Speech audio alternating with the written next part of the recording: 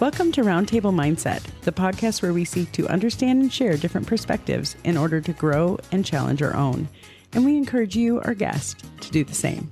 Each week, we will pick a topic to discuss, sharing our own unique thoughts and insights.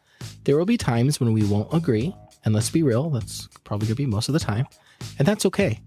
We feel it's important to understand that we can live in this polarized world and still respect one another and even be friends.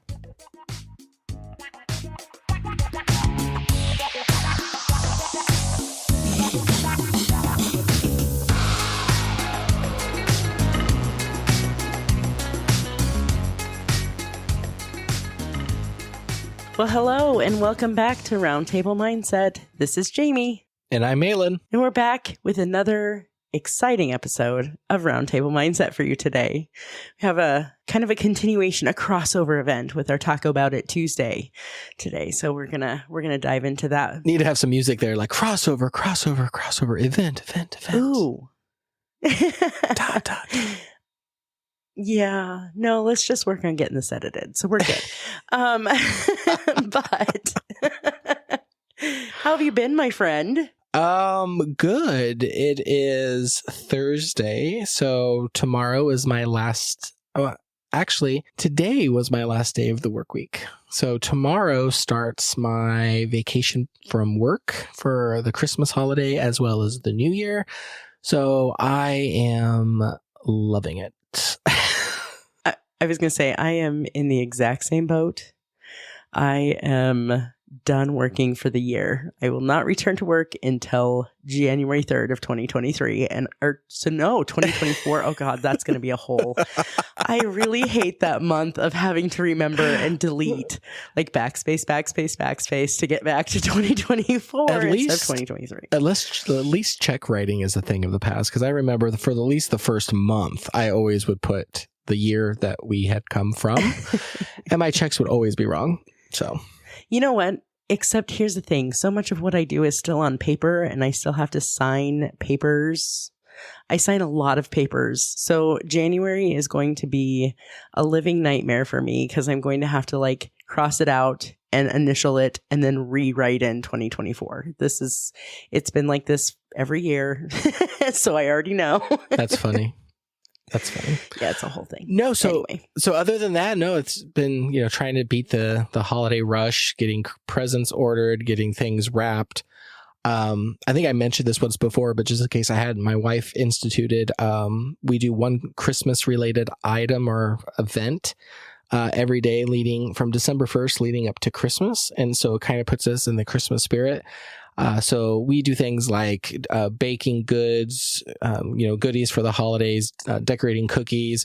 We go to live nativities. We watch Christmas movies. So we've kind of had like a whole month of that. So it's been fun, and it really does help keep us in the Christmas spirit. So no, just trying to do that last bad dash to the finish line for the holidays. What about you? Anything new and exciting? Not really, but your wife is my hero. I don't know that I have enough creativity to keep that going every day for almost an entire month. So kudos to her. Well, that's amazing. Yes, kudos to her. She is amazing. But she also, part of what's fun is that we each come up with something. So then one of the activities might be my youngest son, who is 11. He might have an activity, and so we'll do that day. So we all are involved in it. So it's not just my wife coming up with everything, but she started it, and she's like, let's think of a new Christmas thing to do every day leading up to Christmas. And the whole family's involved. And so some of the things we've done have been kind of cool. Some of them have been kind of, One of the things that we went to is we locally have a pop-up bar that comes up only from December 1st to December 31st.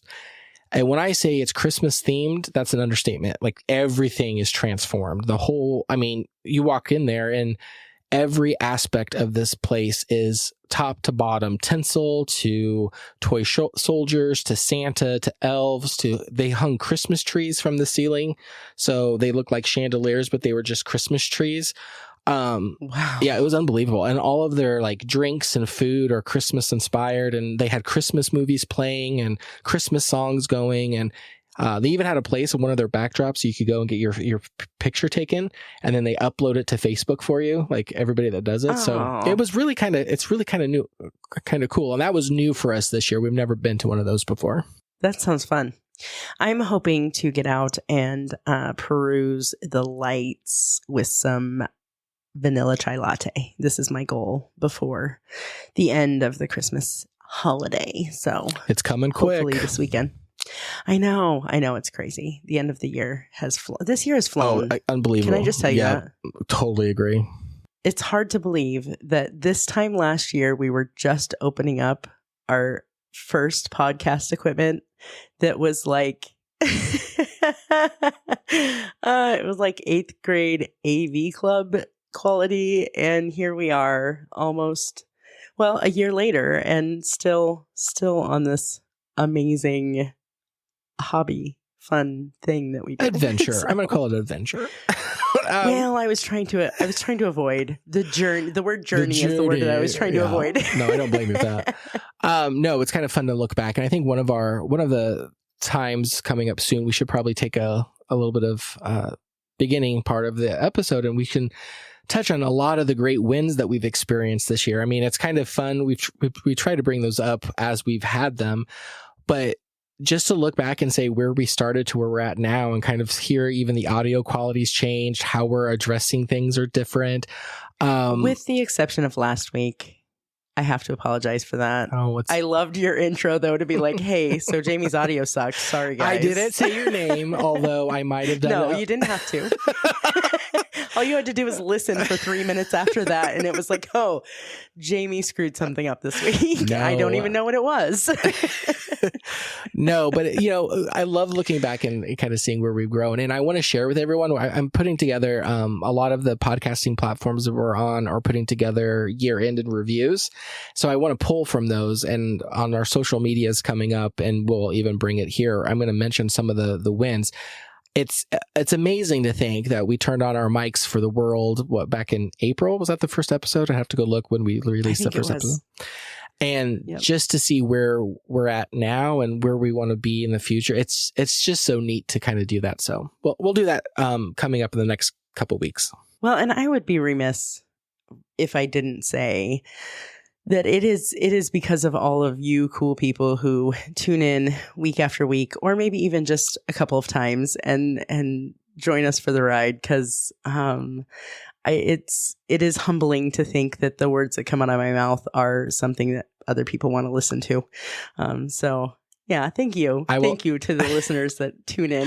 I will echo that as well, because we've had a major imposter syndrome is when we first started. Like nobody cares what we're saying, and we've had a lot of people reach out and kind of give us that positive feedback. And so yes, thank you. Without all of our listeners, new ones coming on recently, or you've been with us since the very beginning, thank you, because you're what makes this fun. Yes, you drive us to keep going, which is cool. So we are food for thought. Yes. Do you have food for thought for us today? Yes. So we're everyone listening, this is probably one of the first times we've mentioned in the past where Jamie and I have had conversations, and they'd been off mic, that have inspired us to have either episodes, or I think we've even attributed a couple food for thoughts to those conversations.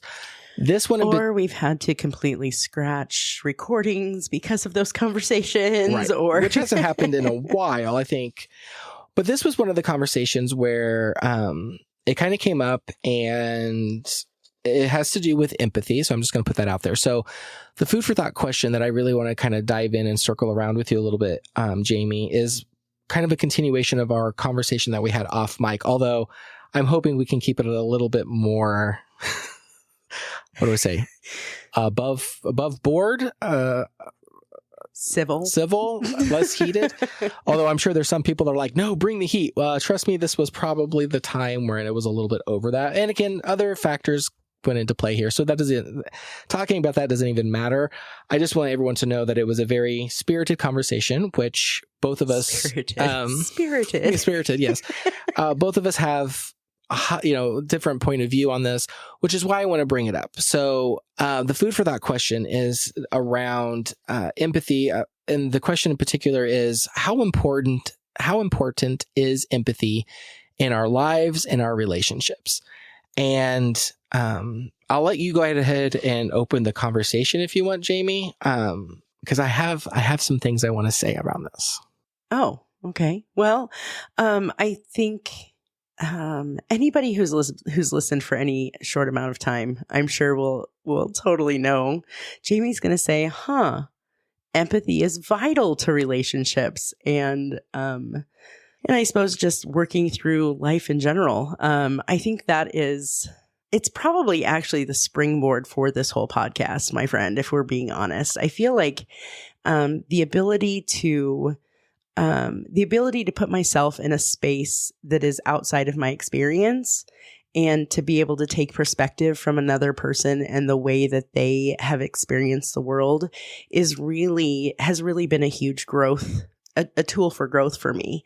And so I don't know that relationships can be super effective without the ability to have some empathy. And as I'm thinking about it, actually, I'm going to grab my phone here for a second because I think it might be valuable to even, maybe we need start with the definition of empathy. Start with what is empathy, right? So I have that right here. So empathy is the ability. Oh, okay. Yeah, I was right there because I was going to be like, we need to start with the baseline here because yeah. So empathy is the ability to understand and share the feelings of others or of somebody else. And I can't argue, and I don't want to argue. I think empathy is important too. I will say that. I guess where my food for thought's coming in is kind of going back to our conversation that we had. My empathy meter is not as strong as your empathy meter, but that doesn't mean that I'm not void of empathy. I also think that that's a skill that people have to learn and use. Otherwise, it doesn't get any better. One of our guests that we had, her name was Jen. I think she called herself an empath. And I've always wanted to kind of go back and listen to kind of what that meant. Because I really didn't quite understand it. What I attributed that to was she's a very empathetic person. And when I hear people say that, or when I hear you and I have that conversation, empathy is something that I strive for. But a lot of these situations that we talk about or I have an opinion on, it's hard for me to really understand what the other person is feeling or going through because it is removed from my everyday.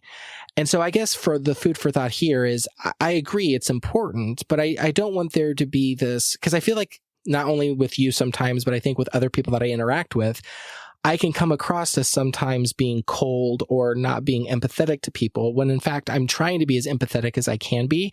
So I think there's a margin there that we need to talk about, that if you have a higher sense of empathy than what the person you're talking to, that doesn't necessarily mean they're not an empathetic person. It just means that they're not as empathetic as somebody else. And I think, as I'm rambling, because I'm going to conclude my point here in a second, Jamie, is I think I get thrown into a lot of different categories of not being very empathetic when in fact I'm trying to be as empathetic as I can be because of situations in my life that I don't really have real world example, which I think part of the conversation we're going to be doing today in that deeper dive from our Talk About It Tuesday lends itself very nicely to this point. I can't relate to some of these people that are to the point where they're ready to, go and end their lives because of suffering. That doesn't mean I'm not empathetic to them. It just might mean I'm not as empathetic as somebody else who has a higher degree of empathy. Well, and I don't know. I am challenged by the idea of an empath because in my experience, I think everyone has the ability for empathy, right? I think being an empath or people who believe they're empaths, I feel like that's almost like I have no choice but to feel what everyone is feeling. And that's a whole different thing. So, and I also want to point out that I do think that there's a big difference between empathy and sympathy. And I think that those get crossed over a lot, that the ability to distinguish the two of those is different. Sympathy is really having pity or sorrow, feeling sorrow for another person. Whereas empathy is almost the way it affects me the most is to be able to put myself in that situation and think about how I would respond in that situation. To be able to understand that maybe there's complexities that because of my experiences and my worldview, I may not understand where they're coming from, and to be able to accept that from them and to be able to hear that from them and add that to my ability to have a deeper understanding for them, if that makes sense. I think you're absolutely dead on when you say that empathy is really, it's like a muscle. You have to use it. And that's part of, I guess for me, that's part of this platform, is utilizing this space where we bring in different perspectives, or even you and I listening to each other's perspectives, being able to give us that space to think about things from a different angle and to look at it from a different perspective and say, how would my thoughts and belief systems be altered or affected if my life experience was that of someone else? And so I think that's why, in order for me to have effective relationships with other people, especially people that I don't always agree with, is to be able to have some empathy in that space for where they're coming from. So that I guess that's where that comes from for me, that it is vital to the relationships that I have personally, professionally, and it's easiest in my own home. It's easiest with my own family to be like, what might have that looked like? What would have that same situation looked like from their perspective? And how might that change the way they responded? And would that affect the way I respond? So, yeah. And yeah. I guess I know we all come from different starting points. So empathy is important. I recognize it. How strong of an empathetic person do I need to be? That is still an outstanding question, because I think there's some situations, and again, I'm just thinking off the top of my head, there's some situations where, even let's just stay between you and I, that we have some really different viewpoints. I want to be empathetic to a certain point, and then my empathy I want to end because our conversations are taking us into a moral issue that I just cannot cross a line, or a situation where I'm just like, no, I 100% disagree with that. So to me, that's the balancing act that I'm doing, is I'm trying to think, when do I apply empathy versus when do I say empathy is really not needed here, because in my opinion, that's the wrong thing, or that's not the right direction to go. And that's kind of an internal conversation for myself.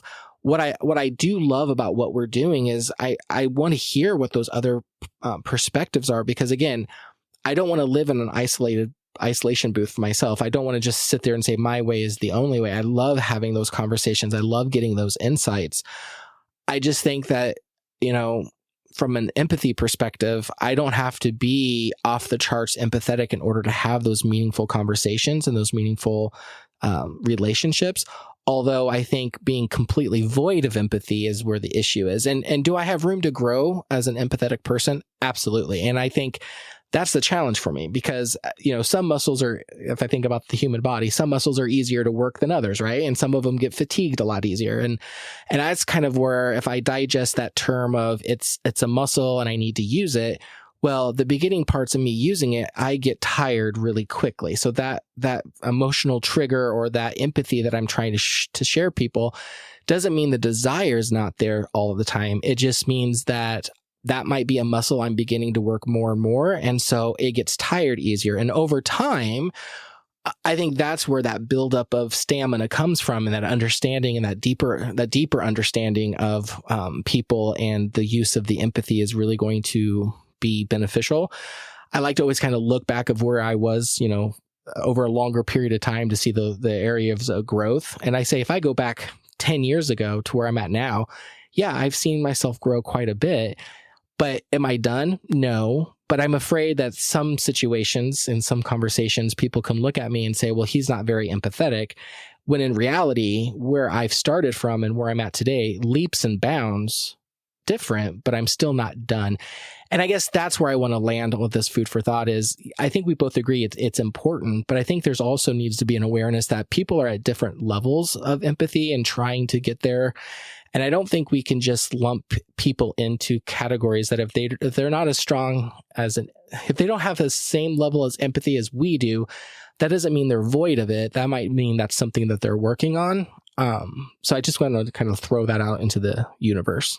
No, and I completely get that. And I even think, going back to the conversation that sprung for our food for thought today, I think that's the key for me. It is impossible for me to have a conversation with a person that doesn't have any ability to, or desire, not even ability, the desire. It's the desire to want to understand where another person can come from. You know what I mean? Those are really hard conversations. And I think that's what I appreciate about those conversations with you is that I know, because I know you outside of, microphone, Malin and Jamie. 30 plus years. For a long time, yes. I know that that's where you're at. And I know that you're not closed off to that. It's not that you're not an empathetic person. It's that, that's just not part of your experience or something that you've been exposed to or whatever. That makes it sound like, oh, you'll get there. That's not what I mean at all. But you know what I'm saying, right? I get what you're saying. Well, and it is. I think that's what I'm realizing because I've also beaten myself up quite a bit of times too, being like, people think I'm cold or I just don't understand or I'm a brick wall, and it's like, no, I'm not a brick wall. I do have feelings. I do have empathy. It's just, it's not natural. That's not my natural response, which is something I also have to guard myself to because my natural response is I'm a logical thinker. Let's go to the facts. I see things black and white. We've talked about this many times. And so it is my natural urge to take every situation and boil it down to yes, no, 1-0, black, white.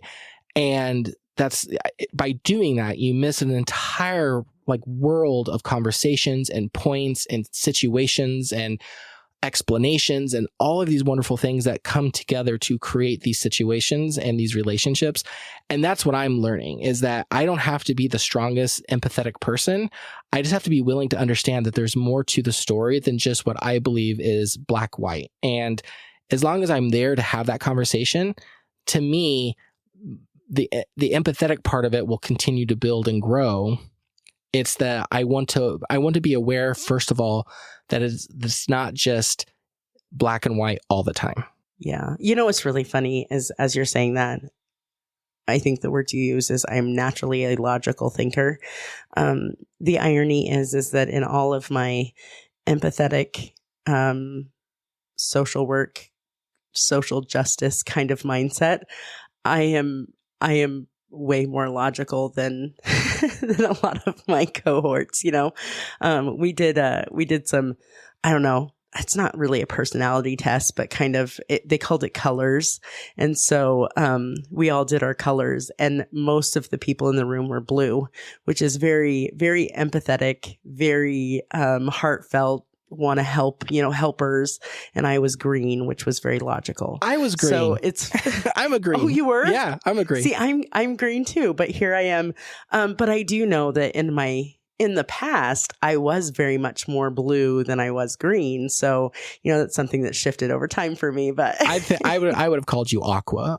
I know that's not really a color, but you would have crossed over between the blue and the green, in my opinion. But in my 20s, I was orange. So go figure that out. But in my 20s, I was black. So no, just kidding. Okay. I was void of all color. I was just black or white. No, you were yellow. In your 20s, you were yellow. I'm just saying.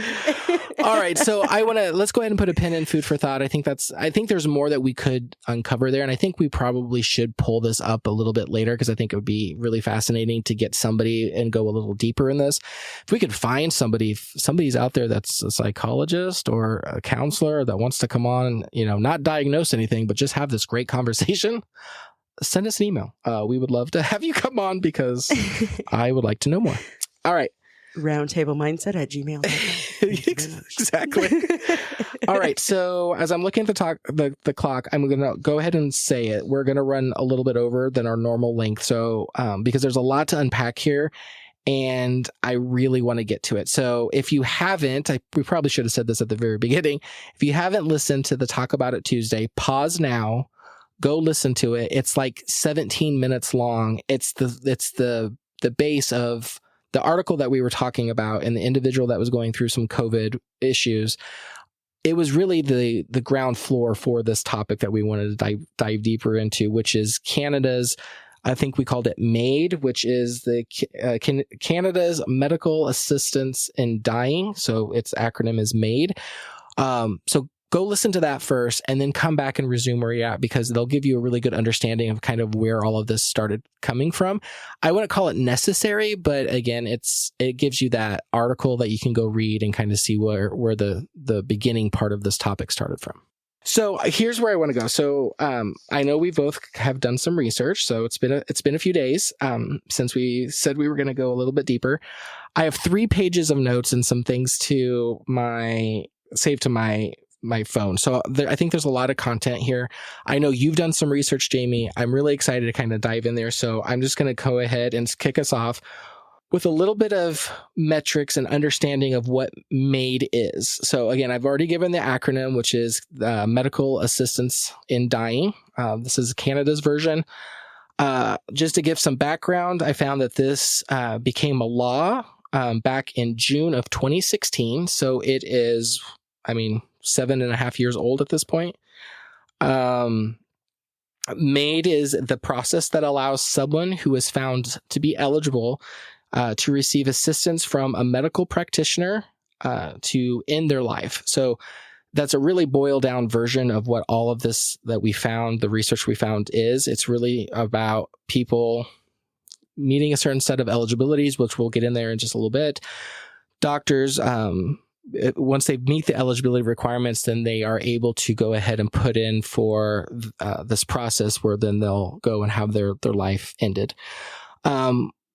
I found that there's 2 methods that seems to be the only 2 ways I guess you can do it in Canada. I didn't find anything else. I don't know if your research did either, Jamie. But you can either have your physician or your nurse practitioner, which I thought that was kind of interesting, that it's your primary doctor, or you can actually have a nurse practitioner that could do this for you.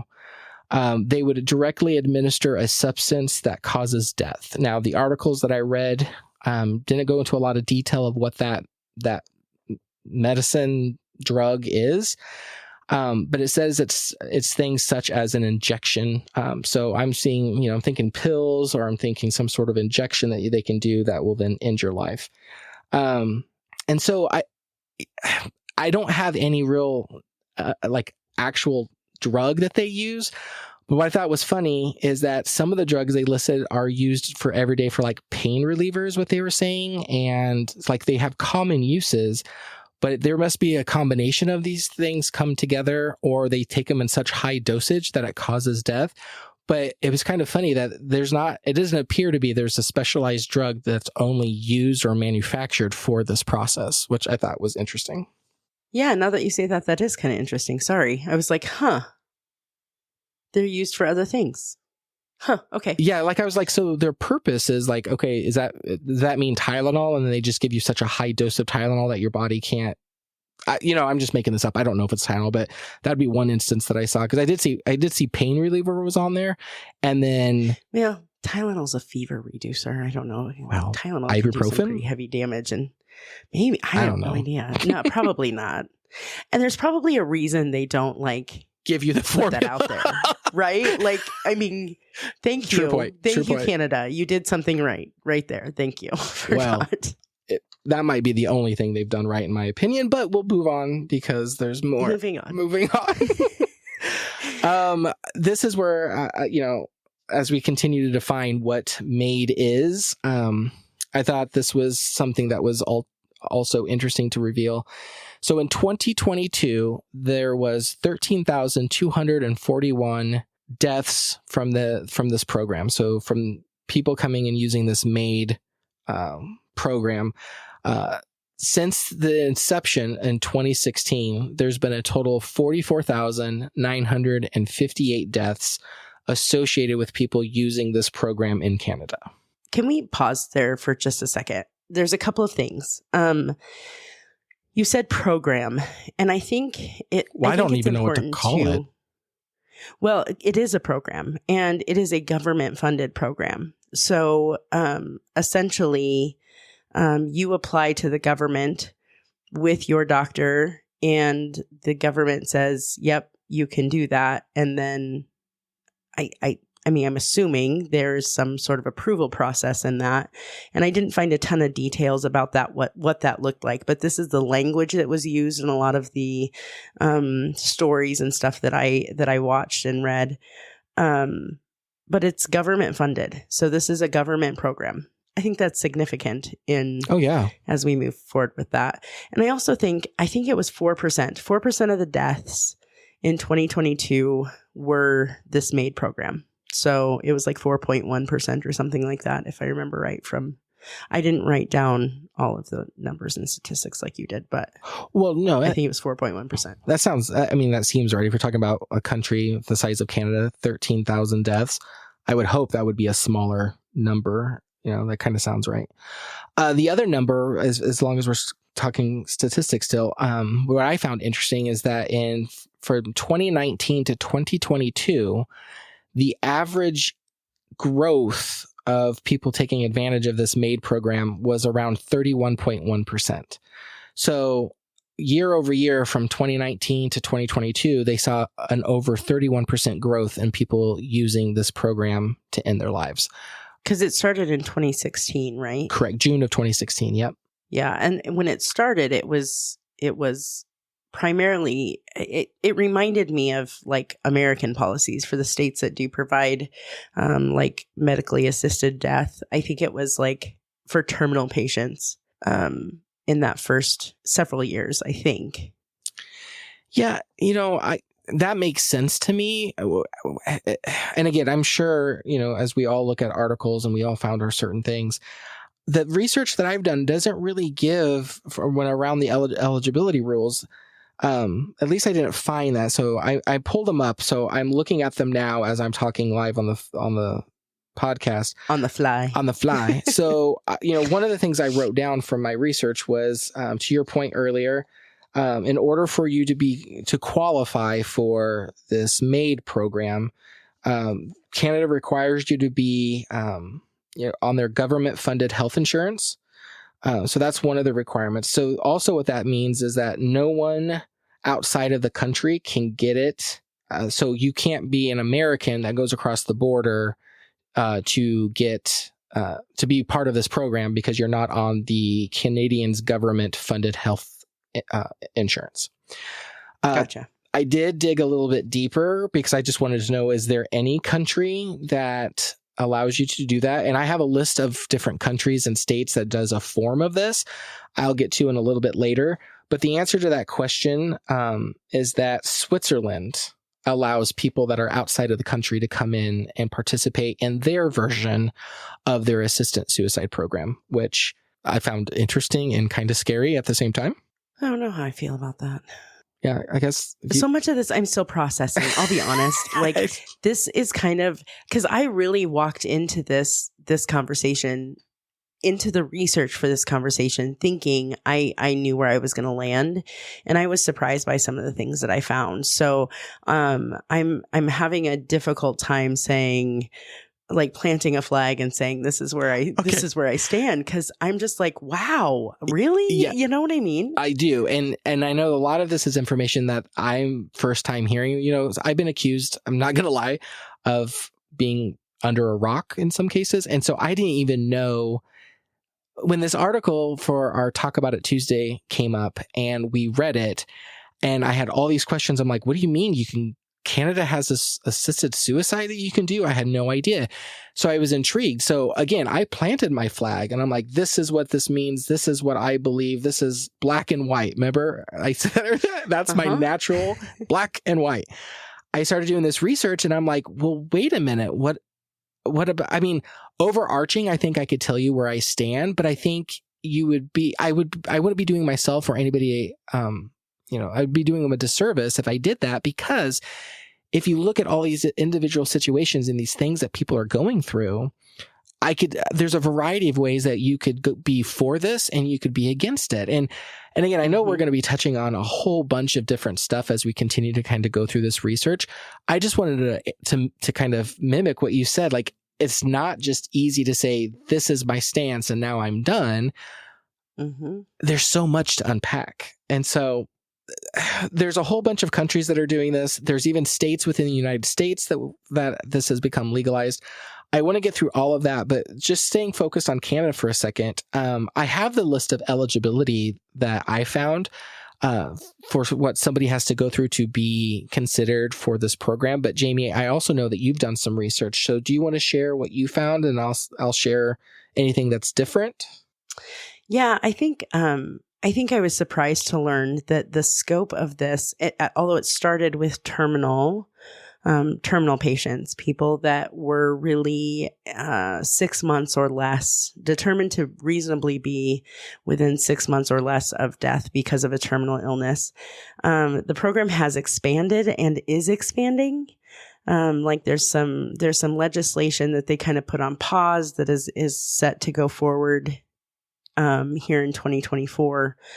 And that kind of surprised me, I guess, because in my scope, in my understanding of, how we do things here in America, the states that do allow this, really does kind of reserve it for those terminal situations where, reasonably they have exhausted treatment options, or they're within 6 months of dying. And so I was surprised by some of the exceptions that Canada has made to their laws. As a matter of fact, I think a lot of the time that I spent reading and watching and listening was on the change that is coming here in 2024. In March, they're planning on adding mental health as a mental health diagnosis as the only qualification, the only needed qualification to apply for MAID.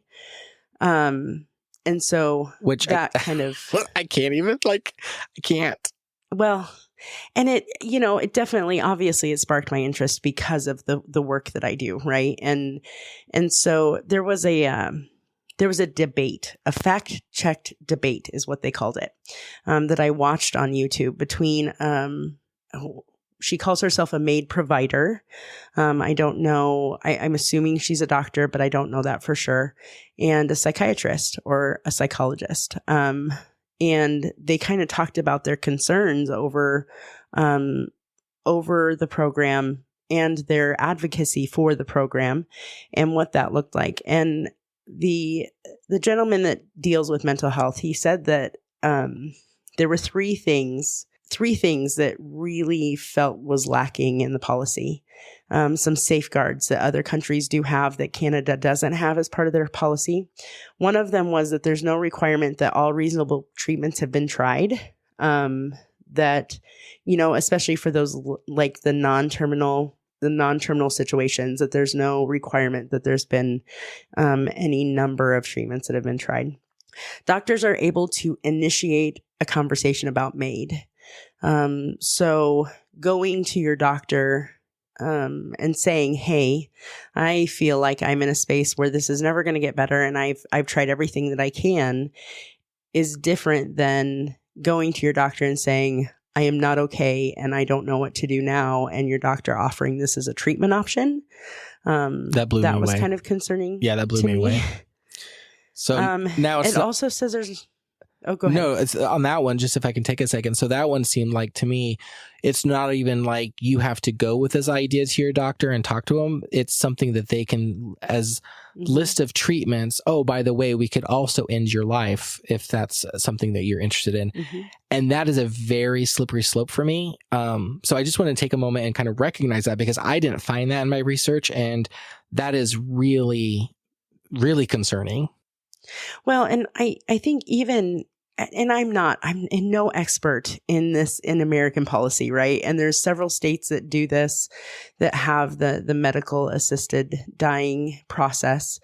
But some of those states have, like, you have to ask your doctor about it 2 different times over the course of 30 days. Or, I mean, there's like specific things that really lay out making sure that it's a patient's choice and not a doctor pushing, and things like that. And so that was it was really surprising to me. And then the last safeguard that wasn't in place is that there's no review process to ensure that practitioners have followed the law. So, Unbelievable. That was really surprising to me, along with some of the lack of research. He had cited some things about that was really concerning. On the opposite side of that, though, the doctor that was visiting with, like, that they were debating together, the doctor had brought up some really good points about how, as individuals, it is a person's right to choose how they end their life. That, that is an inherent human right. And that as citizens of Canada, they should all have the option to choose what that looks like and how that works. And I don't know that I can necessarily argue with some of that either. So, like I said, just mind blowing. I don't know. Some of this was just mind blowing. Well, and you touched on some of the safeguards that aren't there. So I want to hit head on. Here are the eligibility requirements that I found in order to be considered to participate in the MAID program in Canada. Mm-hmm. Some of them are, I think, the reason why what you just said was there's some safeguards lacking. I can completely understand because, and I typically don't like to just read, but I am going to read these eligibility because I want everyone to understand what does it mean verbatim. So underneath this section of this article that I'm reading under eligibility, to be eligible for medical assistance in dying, you must meet all of the following criteria. You must be eligible for health services funded by a province or territory or the federal government. You may also be eligible if you meet your province or your territory's minimum period of residence or waiting period. So they also, or they must? You may also be eligible if you meet your province or your territory's minimum period of residence or waiting period. They must be on the health care that I mentioned earlier. They have to be part of on the government-funded health insurance. You must be at least 18 years old and mentally competent. This means being capable of making healthcare decisions for yourself. I do want to put a little caveat here because there's something a little bit later on that I want to touch on when we talk about minors and this program. That looks like that is changing, but as of this article that I'm reading, it is still 18 years old and mentally competent. So I'll just leave that there for now. Have a grievous or, uncurable medical condition. So that's also another requirement in order to be on this program. And then make a voluntary request for medical assistance in dying. The request cannot be the result of outside pressure or influence. So you have to be the one which when I read this, that made sense. But then what you're saying, Jamie, in your research is that the doctor seems like they can offer this as a treatment option, even if the patient doesn't come to them and ask for it. But yet in this eligibility list, it makes it sound like you have to be the one that starts those conversations. Well, and I do, there was more than one news story and article that had mentioned that doctors are able to say this is an option for you. If you want to apply for this, you can apply for this. So it wasn't, that could have been, I think that was a year old. The debate that I watched was a year old, but there were newer news articles and stories that had said that doctors were able to not prescribe, but were able to offer it as a treatment option. Yeah. The last point on this eligibility that I'll touch on and again, this is all that you have to do. You have to give informed consent to receive medical assistance in dying. So, and then there's a little note here after it that says, because remember how I said, if you're not on the government, federal funded health insurance and you're not basically a Canadian, you're not going to get this program. There's a note in here that says generally visitors to Canada are not eligible for medical assistance in dying. So what I don't love about that statement is it is not as hard of a statement as I was expecting, which would be you have to be a Canadian citizen in order to even be considered for this program. It just said generally visitors to Canada are not. But that must, if I read into the words as they're written, it makes me believe that there are occasions or circumstances where they will allow somebody from outside of the country to come in and get that done. I don't know how much of a stretch that is, but again, just reading the words as they are printed, that makes me think that that is not a hard and fast rule, but that's more of a guideline. Well, I suppose if you're a resident, if you're a non-citizen resident of the country and you're able to participate in some of their social programs, I suppose that might qualify you. If you've lived there for, I don't know how many years, it has to be months or whatever, but if you're able to qualify for some of their other programs, then that might be why that statement is the way it is. But yeah. And so no, I agree with you. And just to go a little bit further, and again, I promise I won't read for very much longer, but for everyone that's listening that, heard the requirement that says a grievous or a incurable medical condition, I'm going to read the next 3 bullet points these are the scenarios in which you'd have to fall into in order to be eligible with that kind of medical condition. It says to be considered as having a grievous or a medical condition that is not curable, you must meet all of the following criteria. You must have a serious illness, disease, or disability, be in an advanced state of decline that cannot be reversed, experience unbearable physical or mental suffering from your illness, disease, disability, or state of decline that cannot be relieved under conditions that you consider acceptable. And that is it. It says you do not need to have a fatal or terminal condition to be eligible for medical assistance in dying.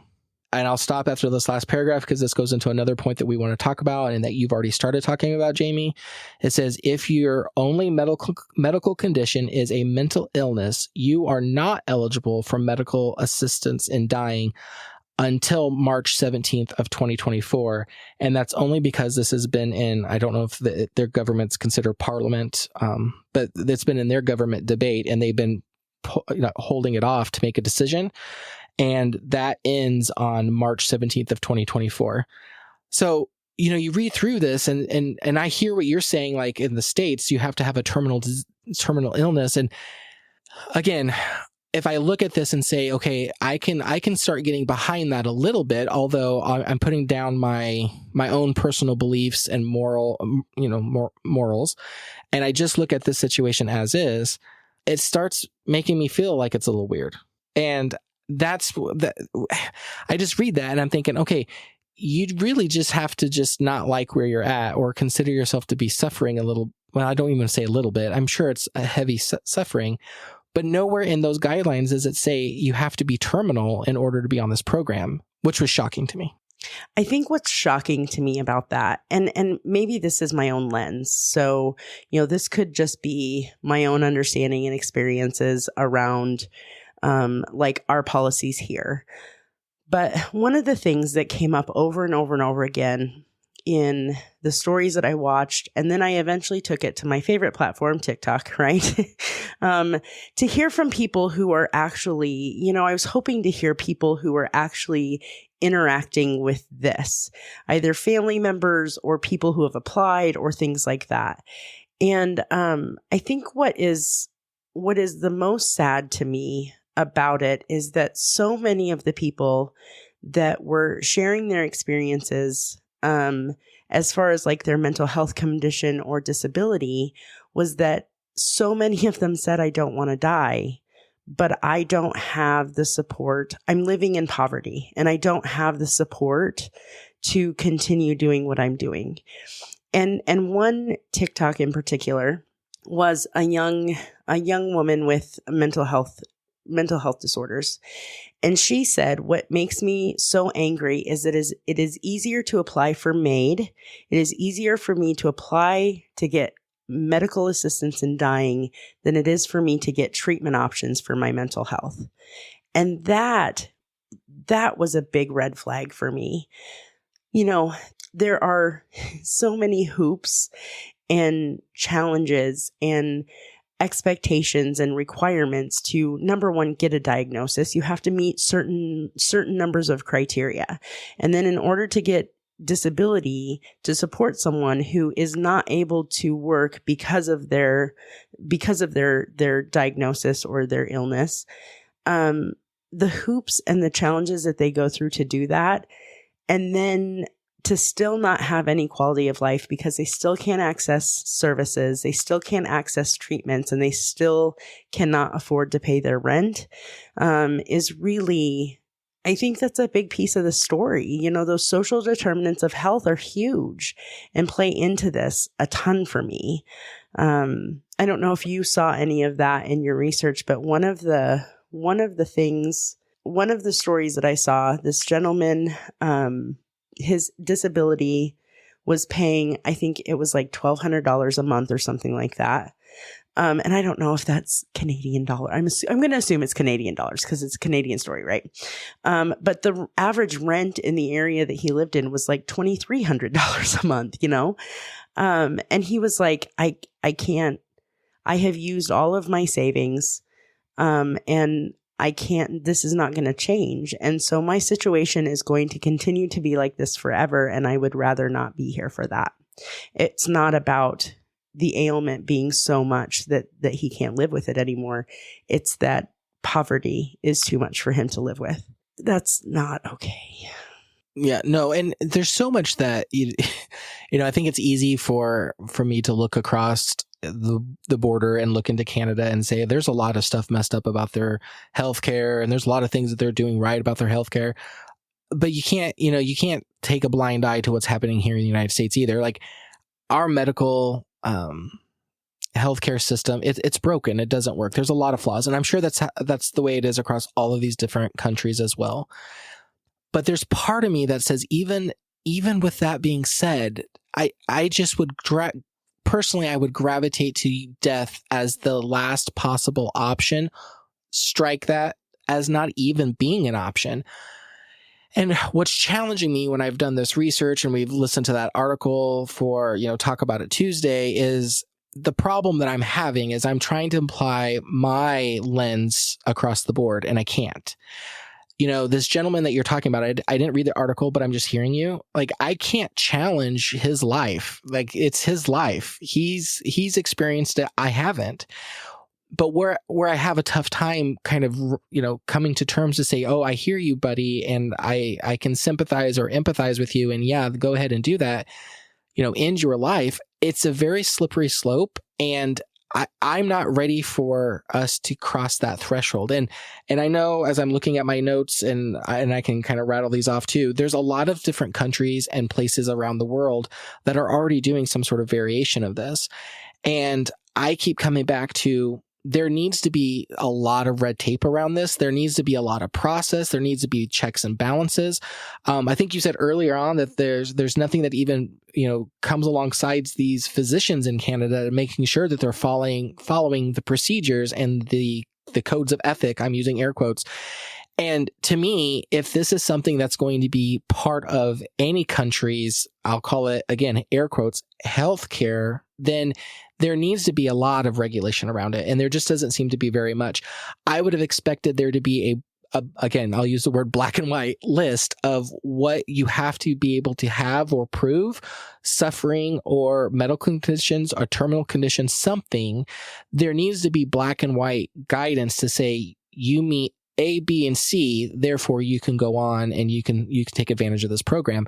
And none of that seems to be here. It seems to be like hey, you're kind of, and again, I can use a lot of diminishing words and I don't mean to be, but I'm just saying you're in pain or you've been in prolonged pain or your finances are running out. You don't have a good quality of life. I think it's a leap then to still go to let's just end your life then, because I feel like there's still a lot of different things we could do to make your life better rather than just end your life. And that's where I'm not comfortable with yet. I'm not comfortable saying, have we looked through every other possible scenario or solution And this is truly the only thing that's going to work for you. And I'll say the community and the society that this gentleman lives in, because I'm sure he has family. I'm sure he has friends. And that's where I'm struggling. Well, and for me, I have questions. I have questions like, if you're not willing to support the people that need support, right?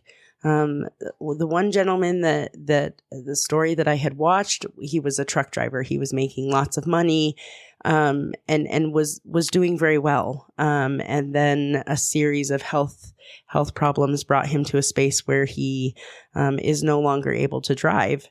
And so, that is someone who served your country. That is someone who took goods across your country to make sure that places that needed goods had goods. And if they're not willing to support him, is this the way the government is getting rid of the people that cost too much?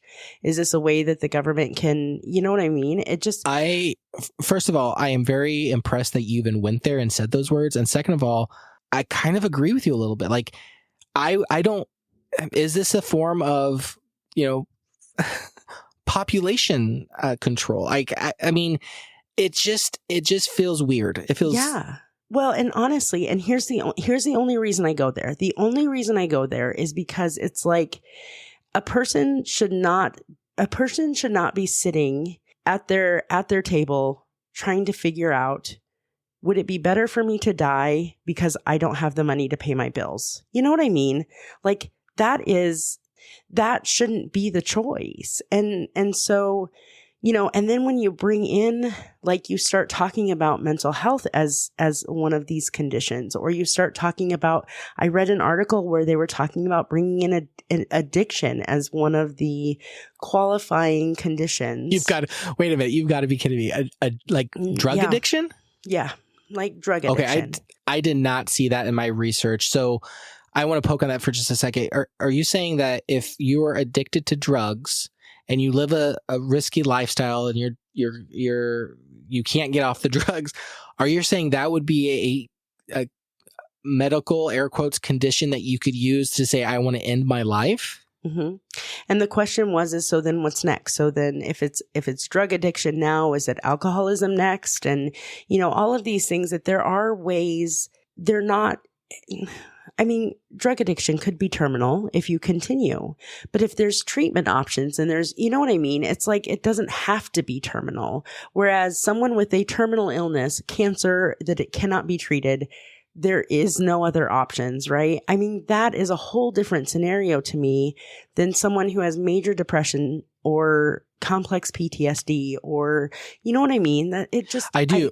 It's such a weird alternative to me to be like, you could do this. Well, and here's where I'm at. So, and I think this example kind of helped me put this into perspective a little bit for myself. Where I was thinking that this is something that could be used, again, putting my morals down and my ethics down and just kind of look at it holistically. I could get behind somebody, I think, that said, hey, I've suffered enough. I'm terminal. I've been fighting a good fight. And I don't know if it's cancer, if it's some other disease. I don't know what it is. And you're in tremendous amount of pain. You know what? I can't argue. I can't argue that. If that's the decision you want to do, I mean, again, I have my own take on it, but I think we've talked a little bit. My sister passed away, and she had, and I can't remember the exact diagnosis she had, but she had a very painful death. And so I'm sitting here thinking, to me, that would be a situation where I'd be like, okay, that's going to end suffering. That's a means to an end that's going to come anyways. I can start getting behind that a little bit and understanding where some people would make that choice. Where you've lost me, and now this is where my blood starts getting a little bit boiling here, is what I'm hearing you say, not you personally, but what your research finding is that there's some conversation at least around, well, let's do this for a cure for people's risky lifestyle. So suddenly we went from it's a means to an end of a very prolonged, painful end, to now there's a lifestyle that may be inconveniencing yourself or other people. We have other treatment options, but no. You need to know that you could also end your life. That's where I'm starting to separate it, because if this is a way to solve a lifestyle problem or just a social problem, there's no, in my opinion, there is no reason why we would ever use this as as a way to cure that. And that's where my mind has finally separated the two. I don't want to diminish. I don't want to diminish the suffering that I know happens for people who are struggling with addiction and struggling with their mental health. It can be exhausting. It can be excruciating. And I want to recognize that. And I know that. The challenge that I'm having is that this flies in the face of everything that I do in my work, which is suicide prevention, helping people remember that there is hope, that there is, there is hope for recovery from mental health and substance use. And you don't have to give up, and something that I also thought of when thinking about those social determinants of health, right? Recently I was at a conference and the doctor, have you ever heard of, I think Hulu has a series on there called Dope Sick. Have you heard of that before? I haven't watched it yet, but I have heard of it. So good. Michael Keaton, fantastic show. It's based on a true story, based on events of a doctor, in a mining town. And he was, treating patients for injuries that they were getting on the job. And it was during like the OxyContin boom. And so he was prescribing these things because the company was saying that they were non-addictive and all this other stuff. Like they were skewing research and numbers and things like that. Well, what happened is this doctor got addicted and, he had I can't remember if he had an injury or what happened, but he took it and then he continued taking it and he watched himself dive into addiction along with all of his patients that were on this medication also. And that doctor, I can't remember his name, but that doctor was at this conference that I was at just a month or so ago. And he said, I was able to survive. And here's why. He said, because I had a family that loved me. I had a support system that was strong. I had money, so I could go and get the treatment that I needed. And I didn't have to worry about my family while I was at treatment because I had money. He said, I was in a space where I had all of the pieces that I needed to be successful. And so often, most of the people who are suffering from these things don't have those things. They don't have the ability to access good, solid treatment. They don't have the ability to go to treatment and know that their family is still going to be okay. They don't have necessarily family and supports around them that are going to say, you can do this, you keep going, we're going to be here for you and we'll take care of things while you're gone. And he flat out said, that is the difference between me and every patient that I worked with, is that I had these things that they didn't have. And so when we're talking about this in particular, where we're offering this as an option for people who are already struggling and already suffering, without those kind of supports, without the ability to feed yourself, without the ability to, have a roof over your head. Those were the stories that kind of hit me the hardest, is where the guy is saying, look, if I have to choose between going through the MAID program or freezing to death in my car because I lost my house and I'm homeless, I'm going to choose the MAID program. He didn't want to choose the MAID program. That wasn't his desire, but that's what those were the choices he was being faced with. Yeah, that's a very tough choice for anybody to put in. But just to clip on to that last example, do you know if there's anybody right now that is using something like the MAID program for addiction, or was that just conversation that they're looking into it? There's no dates. I don't know that it's been passed. I think this is probably part of the continuation of the expansion of this program, was the impression that I got. Okay. Because that is something that I'm an inappropriate laugher. So if you hear me kind of chuckling here, it's because I can't believe this. I just can't believe that is even something that's being considered to be done. there was one more thing that kind of caught me. One of the things that one of the gentlemen that was in this situation where it was, like, I can't keep living the way I'm living and I'm going to be homeless, or I can do this, right? One of the things that he said was that the wait list for treatment for his mental health condition was longer than the wait list for the MAID program. Because I think the wait list, like the wait for the MAID program is like 90 days, I think. And to get into treatment, it was going to take him longer than that to get into treatment. So then you're faced with this. You know what I mean? It's just like... I do. I wonder though on that, is that because there's more people, hopefully there's more people trying to go through that treatment program than there is to try to go through MAID. So maybe there's the sheer volume that's causing that to be longer. It made it sound like that was the requirement. The program requirement was 3 months, but on average in the country, in order for them to access whatever treatment he was talking about, it was like 4 months or something like that.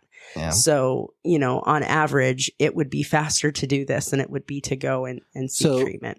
Yeah, just kill yourself, because that's a lot quicker for everybody than it is for you to kind of go and get treatment. I just don't understand. Like, at some point in time, even if you started a program like this to be helpful, to say, hey, we want to stop the suffering of humans and we want to make them seem like they're in control and they want to be able to end their life on their terms, when we know it's going to be a very painful, horrible, prolonged process.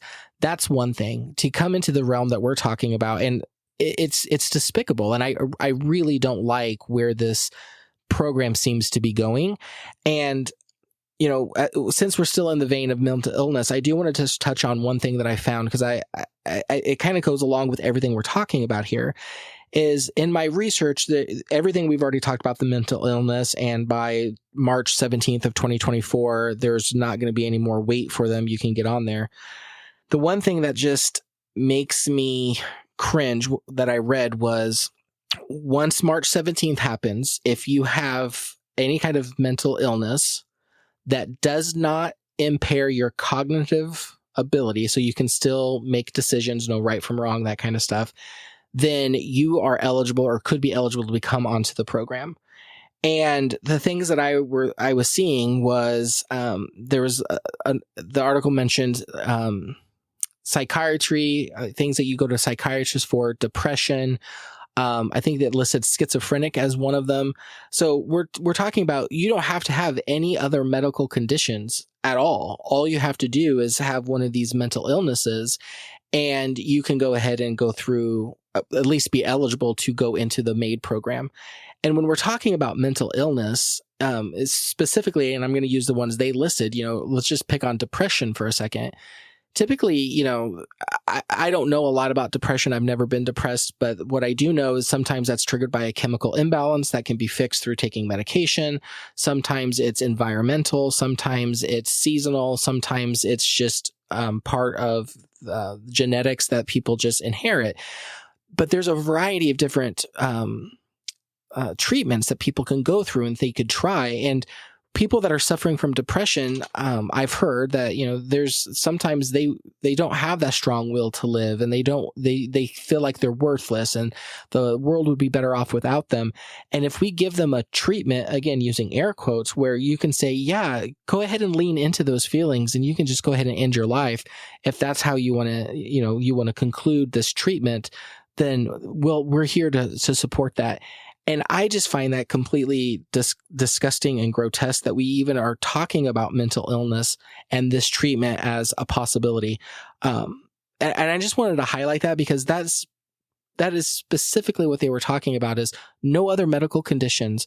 Just if you're depressed or schizophrenic or, whatever, as long as you can tell right from wrong and you have your cognitive skills, then you can sign yourself up and come into the program. And then to me, again, you're not doing what this program was intended for, which is helping people, in their pain and suffering and maybe die with a little bit of dignity. Now you are just crossing the line to say all these other issues, let's stop having them be an issue for you and society. At least that's how I feel.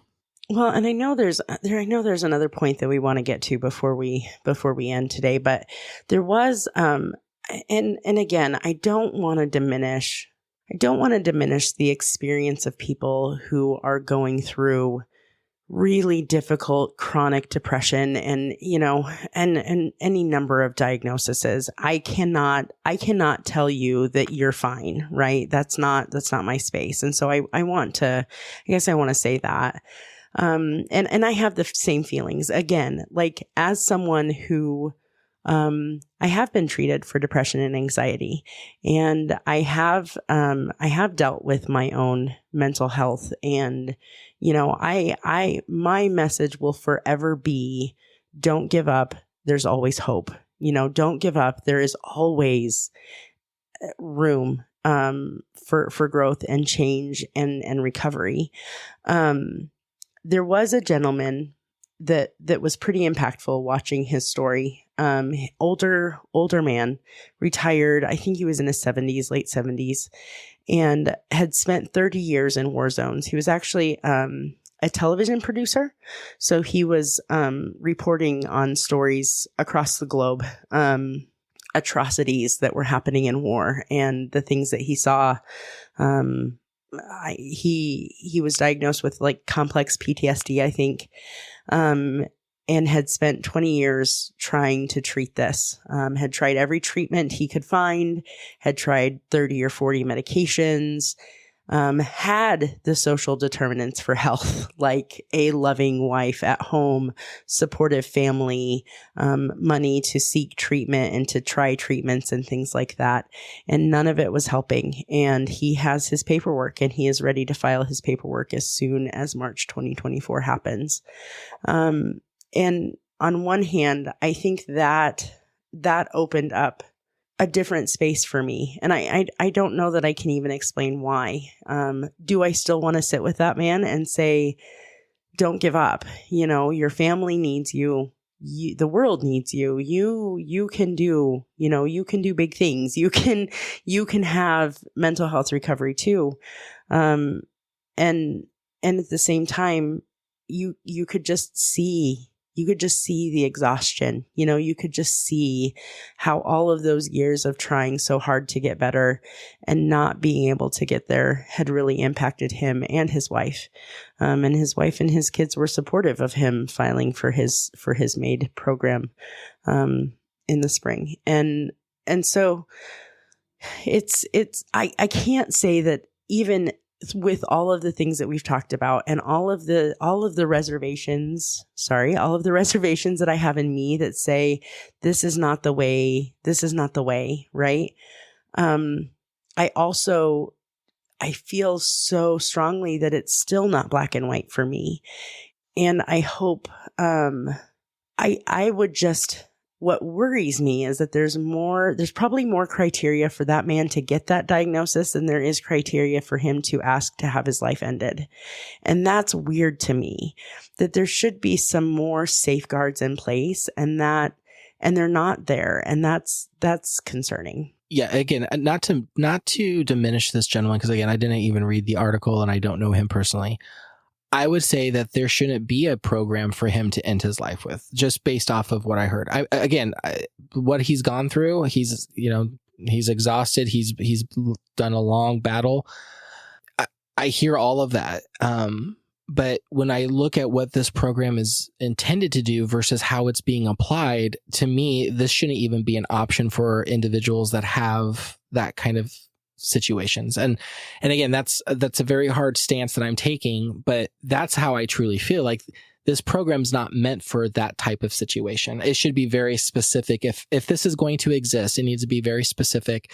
Like I said earlier, it has to have a lot of red tape, has a lot of oversight, has to have a lot of process to get in there. And the reason I think I feel so strongly about that is the final point that I wanted to make. I mean, I hear your story, Jamie. But when we start talking about minors, that was one of the places this MAID program was going, is really kind of opening it up, I guess, to allow minors to come in and use this program as well. Because, I stated earlier, right now you have to be 18 or older.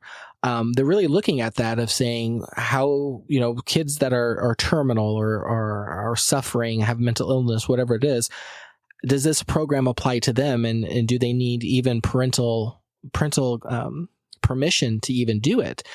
And some of the things that I found was pretty shocking. And again, I can't go through all of the details just because there's just so much. But what I pulled out of there is basically it sounds like Canada is looking at using what's called a mature minor doctrine. And I don't know if this is a global document. I don't know if this is something that is very specific to our region. And when I say region, I'm talking Canada, United States, because in the article it said the mature doctrine, minor doctrine, was used in Canada and the United States. Did you find a copy of it, or? This is the only thing, and I'm gonna read the paragraph that comes from it. So it says, the mature minor doctrine is the common law rule that allows an adolescent who is mature to give consent for medical care. Ethical decisions regarding consent and confidentiality should be distinguished from legal requirements. That's really the only definition that I could find when they were referring to the mature minor doctrine. And how the article was reading, it was basically as they're using this doctrine to say for children that are at a certain age, I think that it said 14. So I'm reading into say 14 to 18, then that age group, that if they are mature or kind of, more mature beyond their years, or they really have a good understanding of their decisions, and they go in front of a judge and the judge says, hey, this minor really has a good grasp of what these decisions are. He understands the consequences. He is thinking beyond his years. So he's not just a typical 14, 15, 16, 17-year-old. I'm going to say that he is able to make these decisions on his behalf. I have heard of that happening here in the United States to some degree when we're talking about custody battles, or we're talking about, even treatment. I think some kids can refuse treatment when their parents want them to continue treatment. I don't know if they're still referring to this mature minor doctrine, because I had never heard it that way, but that's my understanding of it when I was reading this article. It was kind of the same principle, is that these kids, if they go in front of a judge, the judge can determine, yes, they are able to make their own decisions. And if that's given to them, then they should be able to also make a choice, regardless if their parents agree or not, to be able to use this MAID program in Canada. And that's one of the areas that I'm really having a hard time with. And again, anytime you go to minor and terminal illness and suffering, and also a program that helps them end their life, I think we all should get a pit in our stomach and take a deep breath in and go, okay, now wait, what? So I'm just trying to kind of relay the information that I'm finding. So that's part of the expansion of this MAID program, is that they want to go ahead and increase it to children. And underneath this mature minor doctrine, being able to have these kids 14 to 17 make those decisions. And I don't think I'm okay with that. After everything that we've talked about and all the stuff that we've talked on, I think when you bring in a minor to it, I think there has to be parental oversight. And I don't think they should be making these types of decisions by themselves. And then when you go younger than that, I couldn't find anything with Canada. But I will tell you, on a little bit of a note, it looks like the Netherlands and Belgium are two jurisdictions where legislation extends the practice of MAID to infants and children. So these are two areas that for infants and children, I'm thinking younger than 14. It doesn't say that, but that's how I'm kind of reading it. They're allowing those individuals to use that MAID program in those two regions. And I know how when I read that, and what I think initially is that's absurd. That's horrific. That should never happen. And yet we have two regions that's exactly what's going on today. Well, and again, I have so many questions about that. As far as those under 18, and I think it's probably, maybe it's obvious by now that, like, I don't have issues with medical assistance in dying for patients that are terminal. Like, I don't. And I feel like that's something that I kind of processed through and grappled with in the 90s and early 2000s, when that was, part of the conversation because of, the things that we were seeing here in our country. I think that I don't have issues with that being available with safeguards, that there are 2 or 3 medical doctors that agree that yes, this patient's terminal, and some of those kind of things that I don't hear in the MAID policies. And maybe it's because we have some watered down versions and there's way more details that I don't know anything about. But again, the expansions of those programs, I think that's where I start to worry, is that my mental health as a teenager was not what my mental health is today. And, my ability to cope as a teenager was not what my ability is to cope today. And so, thinking mental health wise, my goodness, if we're going to allow that for teenagers, that is a slippery slope, and that's a scary place to go. As far as like Belgium and the Netherlands, I didn't do any reading or research in that, but I would be interested to understand more about that. It might be worth looking into more. Right, because when you say the words infants and children can go through the MAID program, I have so many different questions around that, specifically infants. But again, I think, looking at the calendar or the clock and kind of where we're at, I can speculate all I want. I don't know where I stand right now for adults who want to make that decision themselves. I still think I'm in the camp of I want to preserve life as much as I can. The question that keeps nagging at me is, well, what's the quality of life that you're trying to preserve? Again, that's kind of where I'm at. It's a little squishy. But if I had to pick a camp right now, I think I would be in the camp of no, there should be no programs that allow people or help people end their life. I think we should do what we can to prolong and preserve life. I know there's a lot of things around that statement, but if I had to pick a camp, the one thing I do want to end on, because I think this is really important, because as I was reading, again, this Canadian article, I was thinking, yeah, that's over there. Yeah, that's over there. And I thought this was in one isolated area. And so I did some more digging to say, okay, where does this MAID or a MAID-like program exist in the world?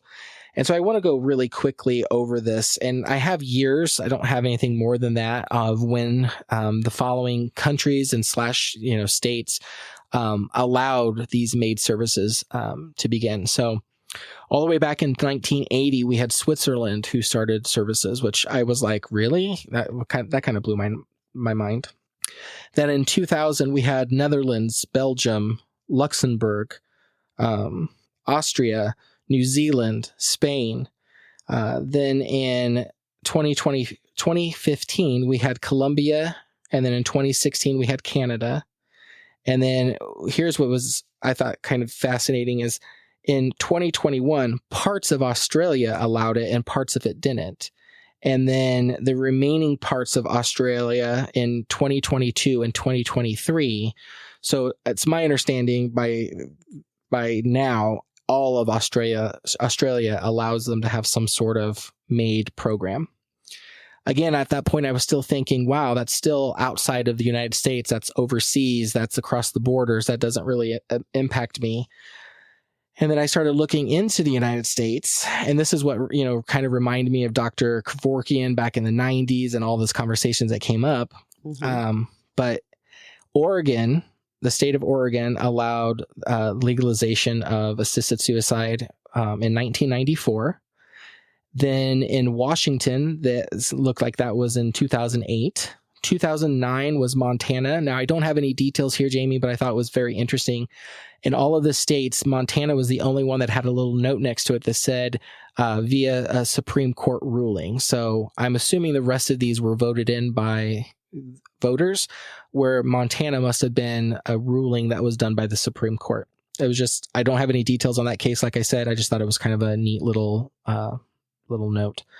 Vermont was next, it looks like, in 2013. And then we had California and Colorado in 2016, Hawaii, New Jersey, and Maine in 2019. And then New Mexico rounded out the bottom of the list in 2021. So I wasn't aware that all those states had some sort of version or assisted suicide. And I was a little bit shocked by that. So I do definitely want to kind of pick a little bit more at this and do deeper dives. I would like to know more about the states here in the United States and their regulations and rules and how they differ from ones across the borders. But it was still shocking that many states had some sort of program in place today. Well, and again, at the end of the day, for me, access to services, access to support, access to therapies and treatment, all of those things are vital in order for a person to be able to live their best life and to be able to have hope for tomorrow, And so I guess that's, I can sit and wag my finger at Canada and tell Canada to do better, but I know that, our rates of non-medically assisted suicide are way higher than they should be. And how much of that is because of a lack of access or a lack of availability. So, so kind of a heavy topic. I'm not going to lie, Malin. This was a little heavy for me, but I also was really fascinated by the things that I learned in going through that. And you did a ton of research too. So thank you for bringing that. That kind of helps clarify the situation too. Yeah, no, I think the things that you found and the things I found kind of puts together. That's why I liked us doing our independent research, is that you bring them together and you get that clear picture. And yeah, we talked about a lot of things, and I could shame the other countries, too, because I'm right there going like, this is despicable. But with even other social programs that we have, they were all there to help a person through something, not to end their life. And that's where I'm struggling. I think there's some people that are going to argue and say, but wait a minute, this is a form of treatment. You might not like it, but this is a way for them to get that same level of care, just in a different method. And yeah, it's permanent, but they still get relief. They still get, their dignity. They get to end it on their terms. But it feels so much different than that. And all the things that we've talked about, and the minors and the mental health, and even having doctors be able to come to their patients and say, yes, but have you thought about this treatment, which is to end your life, all seems to fly in the face of why we have these programs in place anyways, which is to help and sustain life and prolong it, not to just say, oh, that sounds like that's kind of tough, let's just end your life. And I know I boiled it down there at the end there, and that might have been a little bit unfair. But I think there's a little bit of truth in that too. So it was a difficult conversation. I'm glad we made it through it. I'm just going to keep advocating to expand services and make sure people have the support they need. Let's do better. Let's all do better, right? Well, let's do better. Again, if I played devil's advocate and a little tongue in cheek here, like what would be the point of all of that if you could just end somebody's life? Yeah, just kill them. So that's so awful. It is I know awful. you're being sarcastic, and that is not cold and heartless. That is a joke. Might be misplaced, but it's not a funny joke. But I'm like, if that's how they're going to look at it, exactly. Yeah, okay. Well, exactly. Well, thank you, everyone. Yeah, this has been a great conversation, and I thank you for having it with me, Malin, and thank you everyone for joining us on Roundtable Mindset. We'll see you next Tuesday. Wait. And I know at the very end of this, let's wish everybody a very happy holidays, Merry Christmas, whatever you celebrate. Next week holidays, yes. Next week is going to be a big week for all of us. I think we're still planning on releasing episodes next week, or are we taking the week off? I think we're planning on it, barring any, crazy situation that might come up. It's the holidays. Yeah, but we'll see you guys next week. So anyways, yes, enjoy. Just wanted to wish everybody happy holidays. Bye, everyone. Bye. This podcast was recorded and edited by Jamie and Malin. Music by Famous Cats. If you have a topic you'd like us to discuss, please email us at roundtablemindset@gmail.com. Text or call us at 402-819-8999. Or join the conversation on Facebook at Roundtable Mindset Podcast. And never miss a new episode by making sure you like, subscribe, and share wherever you listen to podcasts. Thanks for being our guest today. See you next time at the Roundtable. And remember, your opinions and perspectives matter and are appreciated, but might not always be shared by others, and that's okay.